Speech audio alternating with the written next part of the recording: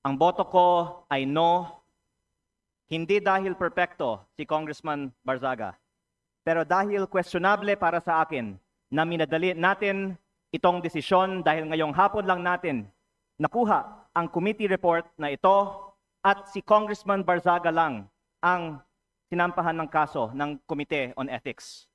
Ang boto ko ay no, lalo na dahil inuuna natin ang kaso niya kaysa sa mga mas seryosong isyong kinakaharap ng isa sa mga kasamahan natin. Isang kapwa kong Batanggenyo na nandito ngayon na bumoto sa kaso ni Congressman Barzaga. Hindi ba nakakahiya maging miyembro ng Kongreso dahil parang naging normal na meron tayong isang kasamahan na inakusahan na nagbayad para sa mahigit 100 billion pesos ng mga kontrata sa DPWH?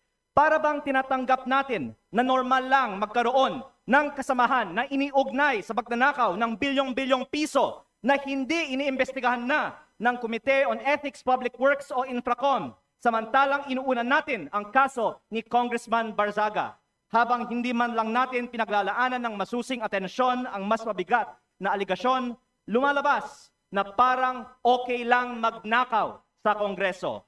Nakatala na sa kasaysayan na sa gitna ng matinding kontrobersiya sa korupsyon, ito ang inuna ng Kongreso at parang lang walang mali sa ginagawa ng isa sa ating kasamahan at tayo mismo ay ngayon sumisira sa imahe ng Kongreso.